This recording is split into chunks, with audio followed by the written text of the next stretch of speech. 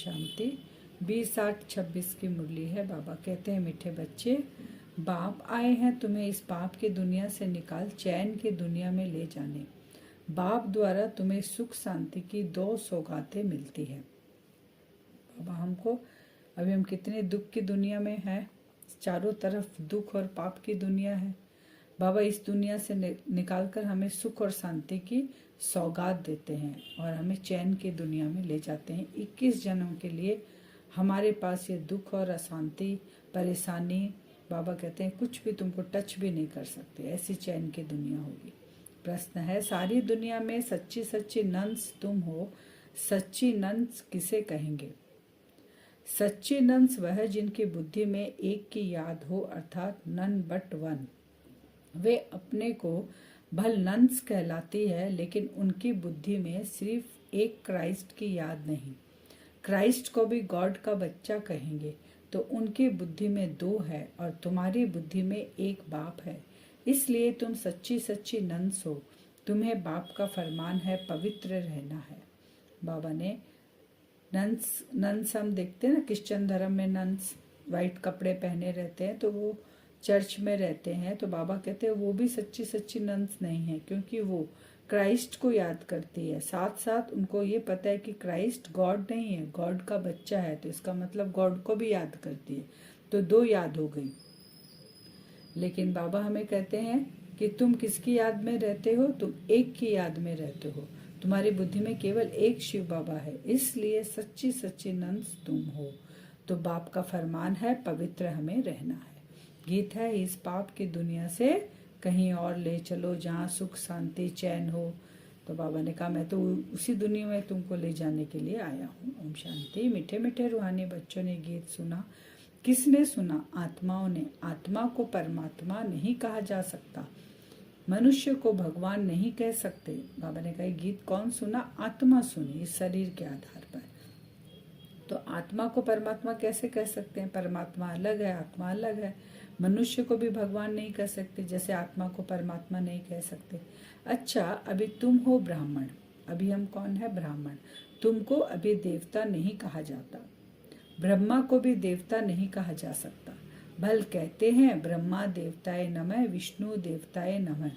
अभी हम ब्राह्मण हैं, हम भविष्य में देवता बनेंगे। तो बाबा कहते हैं, ब्रह्मा भी अभी है संगम पर, वो भी भविष्य में देवता बनेंगे।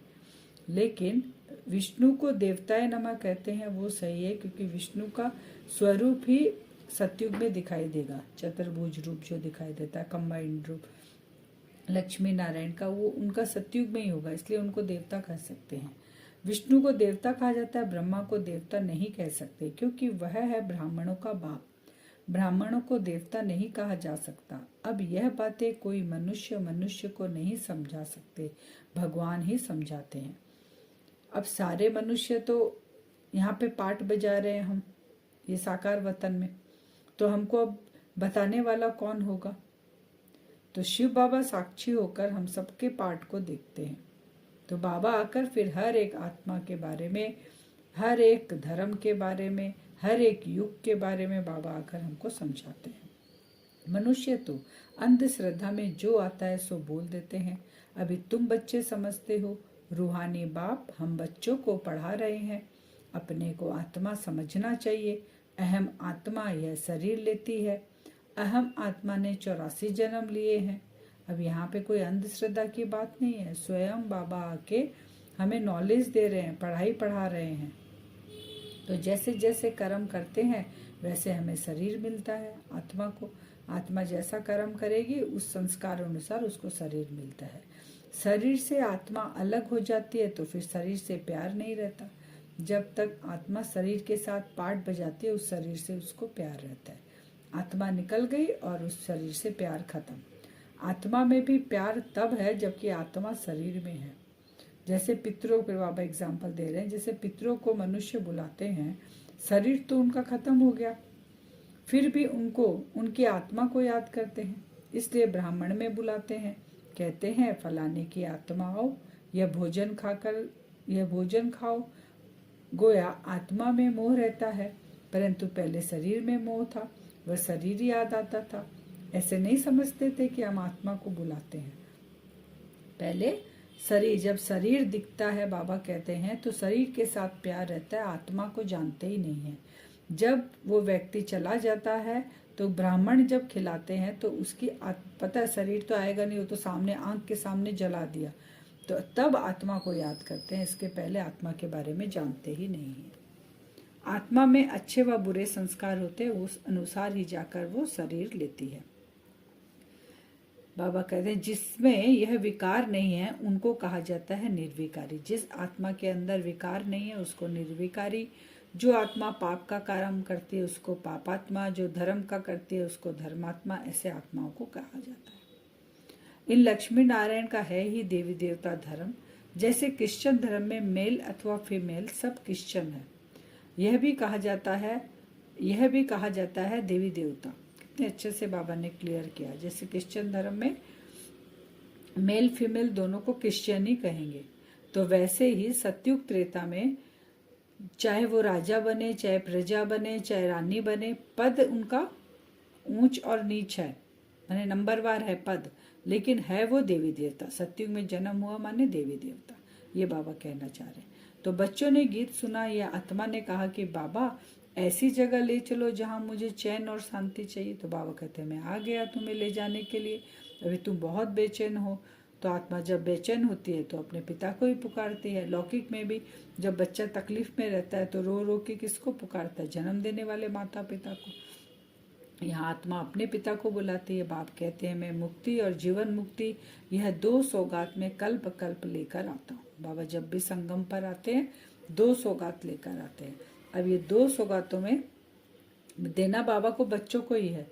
कुछ बच्चे जो होते हैं वो केवल मुक्ति में चले जाते हैं, जीवन मुक्ति के लास्ट में 1-2 जन्म लेते हैं, और कुछ बच्चे जो हैं आधा आधा जन्म लेते हैं मुक्ति जीवन मुक्ति में, और कुछ बच्चे जो है वो मुक्ति में कम रहते हैं, जीवन मुक्ति में सुख का पाठ ज़्यादा बजाते हैं। तो बाबा के सारे बच्चे अपने अनुसार, जिस अनुसार वो ज्ञान को धारण करते हैं वैसा उनका जन्म होता है। अभी तुम ब्राह्मण बने हो, तुमको निश्चय है हमने 84 जन्म लिए हैं। जो पूरा ज्ञान नहीं उठाएंगे वह पहले नई दुनिया में भी नहीं आएंगे। यहाँ है सब ज्ञान की बात और अपने विकर्मों का विनाश करना, दोनों बात है। वो संस्कार धारण करना देवी देवता का, वही आएंगे वहाँ पर देवी देवता बनकर सतयुग में। वो पद ऊपर नीचे हो सकता है। परमात्मा एक है, सब ब्रदर्स है, सब परमात्मा हो नहीं सकते। इतनी थोड़ी सी बात भी मनुष्यों की बुद्धि में नहीं है कि माता पिता एक ही होता है, जन्म देने वाला पिता भी एक ही होता है। लालन पालन कोई भी करे, लेकिन जन्म देने वाला साकार में लौकिक में भी पिता एक होता है, शरीर देने वाला। वैसे ही आत्मा का पिता भी एक है और बाकी सब हम भाई भाई ब्रदर्स हैं। बाबा ने समझाया है ये सारी दुनिया बड़ा बेहद का टापू है। ये टापू है, वह छोटे छोटे टापू होते हैं। इस बेहद टापू पर किसका राज्य है? रावण का राज्य है। अभी बेहद के टापू पर सबके अंदर रावण की प्रवेशता है, तो फिर भक्तों की भगवान ही आकर रक्षा करते हैं। सभी के अंदर है तो फिर कौन बचाएगा? जो यहाँ अभी पार्ट नहीं बजा रहा है, जो धरती पे नहीं है, वही हमें आकर बचाएगा। क्योंकि जितने भी मनुष्य धरती पे हैं सबके अंदर रावण की प्रवेशता है, तो मनुष्य की रक्षा कर नहीं सकते। शिव बाबा सभी बच्चों को वर्षा देते हैं। वह बाप भी है, शिक्षक भी है और सतगुरु भी है, वकील बैरिस्टर भी है। बाबा वकील बैरिस्टर कैसे हो गया? क्योंकि जमघटों की सजा से छुड़ाने वाला है। अब लौकिक में क्या होता, कोई गलती करता है तो उसको सजा मिलती है, तो छुड़ाने में कौन सहायता करता है? वकील और बैरिस्टर, वो सहायता करते हैं। वहाँ पर जो हम सूक्ष्म में जो भी हम अपना माने मन बुद्धि में जो भी हमारे संकल्प चलते हैं उसको कौन देख सकता है? बाबा देख सकते हैं। तो बाबा फिर वकील और बैरिस्टर बनकर हमको जमघटों की सजा से छुड़ाते हैं, माने सजा से हमें मुक्त करते हैं। जो अभी हम बाबा को कहते हैं गर्भ जेल है और तुमको गर्भ महल में मैं ले जाता हूँ। सतयुग में कोई भी जेल में नहीं जाएंगे, बाप सबको जेल से छुड़ाते हैं। बच्चों की सर्वश्रेष्ठ सब मनोकामनाएं पूरी होती है। यहाँ जेल कौन सी है? ये है रावण के 5 विकारों की जेल। उसमें हम सब चंगुल में फंसे हुए हैं, उससे छुड़ाते हैं। रावण द्वारा अशुद्ध कामनाएं पूरी होती है, बाप द्वारा शुद्ध कामनाएं पूरी होती है। शुद्ध कामनाएं पूरी होने से तुम सदा सुखी बन जाते हो। भारत जब सतयुग था तो हीरे जैसा था, अब तो कोड़ी मिसल भी नहीं है। अपने धर्म का ही किसी को पता नहीं पड़ता, पाप करते रहते हैं, वहां तो पाप का नाम ही नहीं। सतयुग में बाबा कहते हैं भारत कैसा था, हीरे जैसा था। अभी बाबा कहते हैं कोड़ी जैसा हो गया। क्यों? ना खुद को जानते हैं, ना अपने धर्म को जानते हैं, और पाप करते ही रहते हैं। देवी देवता और धर्म के नामी ग्रामी हो तुम। देवताओं के ढेर चित्र है, और धर्मों में देखेंगे एक ही चित्र रहता है। क्रिश्चियन पास एक ही क्राइस्ट का चित्र होगा, बौद्धियों के पास एक ही बुद्ध का चित्र होगा। तो बाबा कहते हैं देवी देवताएं, सतयुग त्रेता में देवी देवताएं ज्यादा है, तो वो अपनी पूजा करने लग जाते हैं। तो ढेर देवी देवताएं हैं द्वापर से लेके कलयुग तक। और क्रिश्चियन धर्म में बाद में आते हैं धर्म स्थापन करने, तो वो एक को याद करते हैं। और शिव बाबा तो गुप्त हो जाता है, शिव बाबा का भगवान कौन है पता ही नहीं, तो अनेकों की पूजा करते हैं भगवान समझकर। तुम बच्चों को नॉलेज है, सारी दुनिया में ऐसा कोई नहीं जिसको परमात्मा की नॉलेज हो। कितने भाग्यशाली हम आत्माएं जो सम्मुख आकर हमारा पिता हमें नॉलेज देता है और हमें ये ज्ञान मिला। परमात्मा कहाँ रहते हैं, कब आते हैं, उनका क्या पाठ चलता है, कोई नहीं जानते। भगवान को जाने जाननहार कहते हैं। समझते हैं वह हमारे दिल की बात को जानते हैं। समझते हैं सब कि हमारे एक एक दिल की बात को समझते हैं। लेकिन बाबा क्या कहते हैं, मैं नहीं जानता। हमको क्या पड़ी है जो हर एक के दिल को बैठ मैं रीड करूँगा। हम आए हैं पतितों को पावन बनाने। बाबा कहते हैं मैं क्यों आया हूँ, पतितों को पावन बनाने आया हूँ। मैं किसी की बात को रीड नहीं करता। अगर कोई पवित्र नहीं रहते हैं, झूठ बोलते हैं, तो नुकसान अपने को पहुंचाएंगे। गाया हुआ है देवताओं की सभा में असुर जाकर बैठते थे, वहाँ अमृत बांटा जाता था। कोई विकार में जाकर फिर छिप कर आए बैठते तो वह असुर हुए ना। बाबा के यहाँ भी जो बाबा मिलन में आते हैं, बाबा के सम्मुख आते हैं, तो वो बाबा कहते छुप कर ऐसे आते हैं जैसे असुर आके बैठते थे देवताओं की सभा में। कहानियां बनाई गई है, वो अभी की बात है। फिर बाबा कहते हैं आप ही अपना पद भ्रष्ट करते हैं। अगर ऐसा वो करते हैं, छुप कर आते हैं, तो पद भ्रष्ट करते हैं। परमपिता परमात्मा जिसका राइट हैंड धर्मराज है, उनके आगे झूठ बोलते हैं तो खुद ही दंड के भागी बन पड़ते हैं। धर्मराज के आगे झूठ बोलेंगे तो क्या बनेंगे? बाबा कहते हैं दंड के भागी। तो पहली बार दिल्ली, बाबा कहते हैं बाबा जब पहली बार दिल्ली में गया था तो रोज एक आता था वहाँ पे कोई, और विकार में जाता रहता था। बाबा जब पहली बार दिल्ली गए तो बाबा पूछा जाता था उसको कि जबकि पवित्र नहीं रहते हो तो तुम आते क्यों हो? तो कहता था आऊँगा नहीं तो निर्विकारी कैसे बनूंगा। पवित्रता अच्छी लगती है परंतु रह भी नहीं सकता हूँ। आखिर तो सुधर जाऊंगा, नहीं आऊँगा तो बेड़ा गर्क हो जाएगा और कोई रास्ता ही नहीं, इसलिए हमको यहाँ आना पड़ता है। तो वो ऐसे बोलते थे। बाबा का कोई बच्चे आते थे वो बोलते थे। तो बाप ने हमें फिर युक्ति भी बताई है। हमारा खान पीन में जो खिटखिट होती है ऐसे नहीं होना चाहिए। बाबा कहते हैं फिर युक्ति से चलना होता है। कोई पवित्र के हाथ का खाना पड़ता है, कोई को समझाओ तो फिर बिगड़ पड़ते हैं। पवित्र कैसे रहेंगे यह तो कब सुना नहीं। तो सन्यासी भी रह नहीं सकते। फिर एग्जाम्पल देते हैं कि बाबा पवित्रता कैसे धारण करें। सन्यासी घर बार छोड़कर चले जाते हैं, परंतु यह किसी को पता नहीं कि यहाँ पतित पावन परमपिता परमात्मा पढ़ाते हैं। नहीं मानते इसलिए विरोध करते हैं, आके तर्क करते हैं, बातें करते हैं, क्योंकि वो शिव बाबा को कंपेयर करते हैं साधु सन्यासियों के साथ। ये उनको निश्चय नहीं कि यहाँ बोलने वाला कौन है, परमात्मा है। तो शिव बाबा ब्रह्मा तन में आते हैं, कोई शास्त्र दिखाओ। यह तो गीता में लिखा हुआ है, मैं साधारण बूढ़े तन में आता हूँ। फिर वो बोलते हैं कि शिव बाबा ब्रह्मा तन में आते हैं, कहाँ लिखा हुआ है शास्त्रों में? तो उनको बोलो कि गीता में लिखा हुआ है कि मैं साधारण बूढ़े तन में आता हूँ, ना कि श्री कृष्ण में आता हूँ। ये साफ साफ लिखा हुआ है, फिर भी मानते नहीं, पढ़ते हैं तो भी। फिर बाबा कहते हैं आगे भी हम आए थे और कहा था तुमको एक ही बात कि मामे कम याद करो। वही परम धाम में रहते हैं और कहते हैं मामे कम याद करो। शिव बाबा ही परम धाम से आए हैं और हमें करें, हमें याद करो। श्री कृष्ण का शरीर तो मूल वतन में नहीं होगा, बाबा कहते हैं। शिव बाबा आते हैं निराकार, यहाँ साकार शरीर में शरीर का माने शरीर के अंदर अवतरित होकर बाबा हमें मन मनाव भव का मंत्र देते हैं। बाप कहते हैं तुम पवित्र आत्मा 16 कला संपूर्ण थी, अभी 9 कला बिल्कुल ही पतित बन गई हो। मैं कल्प कल्प आकर तुमको समझाता हूँ।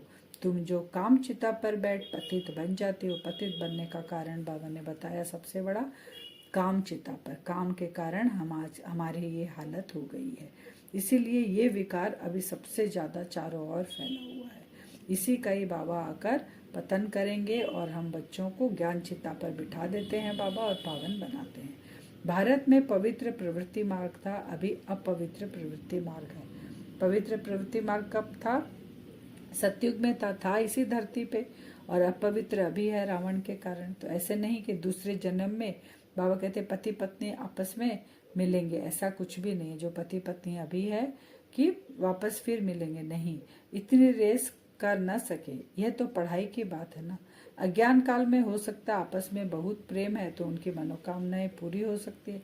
ज्ञान काल में हम पवित्र रहते हैं, पवित्रता धारण करते हैं, प्रारब्ध भरपूर लेकर जाते हैं हम सत्युग में। तो बाबा कहते जरूरी नहीं है कि यहाँ तुम पति पत्नी का पाठ बजा रहे हो क्योंकि पुरुषार्थ अनुसार वहाँ तो पद मिलेगा। लेकिन बाबा कहते हैं अज्ञान काल में क्या होता है, जो पति पत्नी होते हैं वो पति के पीछे पत्नी क्या करती है, चिता पर बैठ जाती है। तो दूसरे जन्म में हो सकता है वो पति पत्नी बने, लेकिन उनको याद तो नहीं रहता कि पास्ट के जन्म में हम ऐसे चिता पर बैठे थे। तो बाबा कहते हैं लेकिन तुम जो देवकुल की आत्माएं अभी बन रही हो, तुम्हारा पास्ट में क्या है, पास्ट में तुमने ब्राह्मण बनकर ये प्रारब्ध जमा किया था। बाबा कहते हैं ढेर स्टूडेंट्स होते हैं, उनमें से जो नंबरवार निकलते हैं उनको स्कॉलरशिप मिलती है। लौकिक पढ़ाई में भी एक ही पढ़ाई लाखों करोड़ों आत्माओं के लिए होती है, तो इतने स्कूल भी होंगे ना। अब तुमको यह पढ़ाई पढ़नी है, सबको रास्ता बताओ, अंधों की लाठी बनो, घर घर में पैगाम पहुंचाओ। वो पढ़ाई में बाबा कहते इतने बच्चे, स्कूल कॉलेज है, सब पढ़ाई सेम है, सबकी कोर्स सेम होता है, लेकिन स्कॉलरशिप लेते हैं कुछ कुछ सिलेक्टेड बच्चे। और यहाँ पे भी पढ़ाई हमारी सेम है, लेकिन बाबा कहते हैं तुमको ये पढ़ाई पढ़कर 21 जन्म के लिए तुमको, बाबा कहते हैं उच्च पद लेना है और अंधों की लाठी बनना है जो अभी भी भटक रहे हैं, और घर घर में ये पैगाम देना है। आज का वरदान है बुद्धि की प्रीत एक प्रीतम से लगाकर सदा सम्मुख की अनुभूति करने वाले विजयी रतन भव। बुद्धि की प्रीत किसके साथ होना चाहिए? एक प्रीतम के साथ, सदा उसके साथ रहे और सदा याद रहे वो मेरे साथ है, तो हम विजयी रत्न बने जाएं। प्रीत बुद्धि अर्थात बुद्धि की लगन एक प्रीतम के साथ लगी हुई हो, जिसकी एक के साथ प्रीत है, उसकी अन्य किसी भी व्यक्ति व वैभव के साथ प्रीत जुट नहीं सकती। वे सदा बाप दादा को अपने सम्मुख अनुभव करेंगे। उन्हें मनसा में भी श्रीमत के विपरीत व्यर्थ संकल्प व विकल्प नहीं आ सकते। उनके मुख से व दिल से यही बोल निकलते हैं, तुम्ही से खाऊं, तुम्ही से बैठूं, तुम्ही से सर्व संबंध निभाऊं। ऐसे सदा प्रीत बुद्धि रहने वाले ही विजय रत्न बनते हैं। स्लोगन है चाहिए चाहिए का संकल्प आना भी रॉयल रूप का मांगना है। चाहिए आया माने रॉयल रूप से मांग रहे हैं। अव्यक्त सारे अपवित्रता के बीज को भी समाप्त कर संपूर्ण स्वच्छ बनो। संगम युग पर बाप दादा ने सभी बच्चों को पहला व्रत दिया है, संपूर्ण पवित्र भव। कौन सा व्रत मिला हमको? ब्राह्मण यानी संपूर्ण पवित्र भव। यह पवित्रता का व्रत सिर्फ ब्रह्मचर्य का व्रत नहीं है, लेकिन ब्रह्मा बाप समान हर बोल में पवित्रता का वाइब्रेशन समाया हुआ हो, हर संकल्प में पवित्रता का महत्व हो, हर कर्म में कर्मयोगी जीवन का अनुभव हो। इसको कहा जाता है ब्रह्मचारी सो ब्रह्मचारी, यानी हम फॉलो फादर करना है। ब्रह्मा बाबा जैसे पवित्रता संकल्प बोल कर्म में उनका दिखता था, वैसे ही हमको भी धारण करना, केवल ब्रह्मचर्य का व्रत पालन नहीं करना। ब्रह्मा बाप समान उनका जो आचरण था वैसा हमें चरित्र खुद पे धारण करना है। अब वरदान से हम योग करेंगे। अपने आप को देखेंगे भ्रकुटी सिंहासन पर, मैं आत्मा चमक रही हूँ, बिंदु स्वरूप।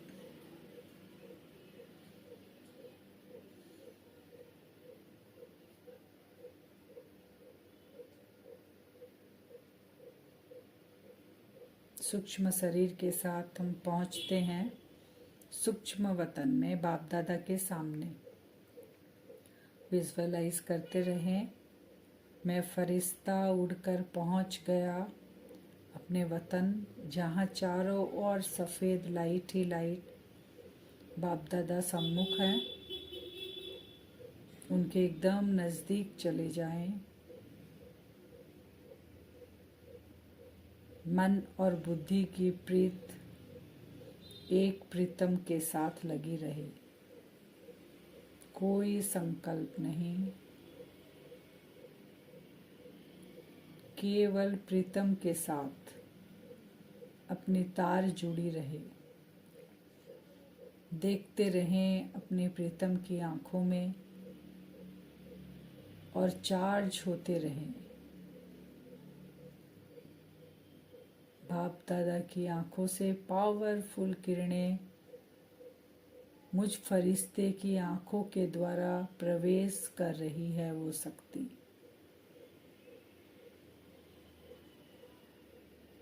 अपने प्रीतम को निहारें,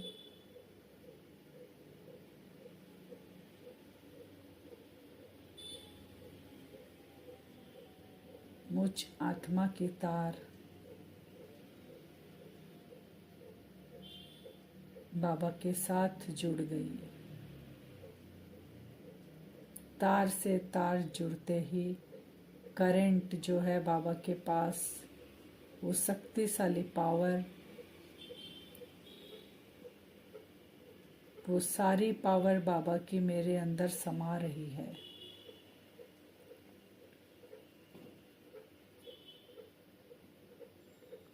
मुझ आत्मा की किसी और के साथ प्रीत नहीं है। चेकिंग करें वहीं बैठे बैठे। बाबा की पावरफुल किरणों से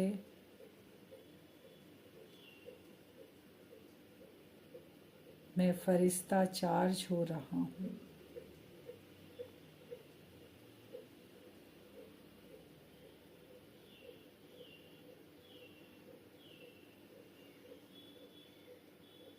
मुझ फरिश्ते का केवल एक के साथ ही संबंध। निहारते रहें उसको, वो सदा मेरे साथ है।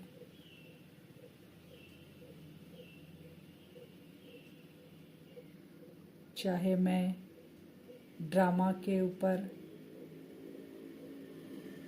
एक्टिंग का रोल प्ले कर रहा हूँ, उस समय कर्मयोगी स्थिति के समय, चाहे मनसा के समय, संकल्पों के समय, हर समय मेरा प्रीतम मेरे साथ है, ऐसा अनुभव मुझ आत्मा को होता है।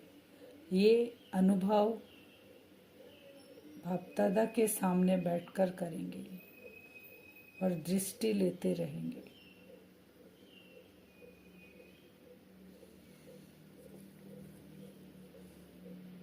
मैं ही वो आत्मा हूँ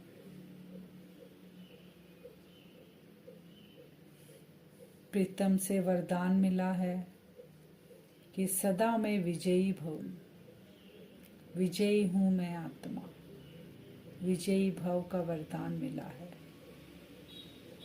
फुल चार्ज में फरिश्ता, एक के साथ तार जुड़ी हुई है, सदा साथ का अनुभव करते हुए वापस अपने साकार दुनिया की ओर लौट रहा हूँ।